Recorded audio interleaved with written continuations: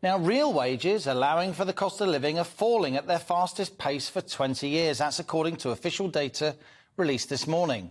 Now, actual pay in terms of pounds and pence is rising and fast, up almost 5% on average over the last year.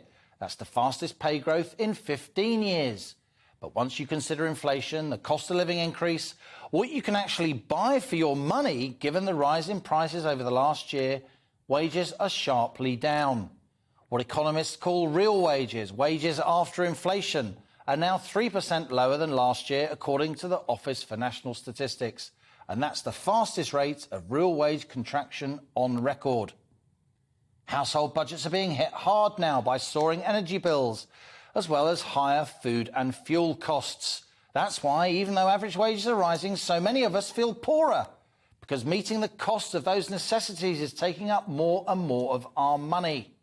Between April and June this year, the average wage across the UK economy was 4.7% higher than the same three-month period the year before. But the latest data shows that in June, the Consumer Price Index was 9.4% higher than last year. So wages are rising at just half the rate that prices are going up.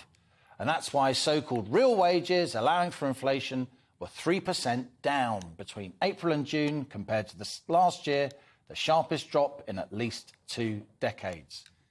Now, this is, of course, a cost of living crisis, but I'd say more accurately, it's a cost of lockdown crisis. Why is inflation so high?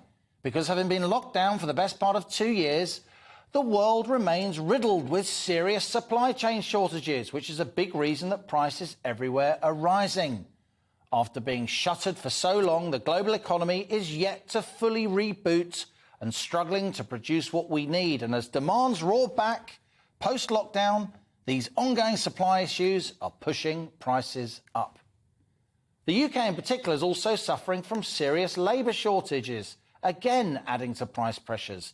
There are still over 1 million vacancies as firms scramble to find the workers they need with the right skills in the right part of the country. These labour shortages are keeping wages high, but the impact of that on firms' costs is even greater. Another reason why wages are rising, but more slowly than prices, making this cost of living squeeze even tighter. The reality is the average person would have needed to secure a pay rise of about $3,500 to keep up with the rise in inflation and taxes over the last 12 months. So unless you got that, your pay over the last year's gone down. And many millions, of course, will have had no pay rise at all. Tumbling real wages not only cause human misery and even poverty, but the drop in purchasing power will ultimately bring economic stagnation, making a bad situation worse. So what is the answer? How can we tackle this ghastly situation? And that's our On the Money question today. How to reverse this nosedive in UK wages.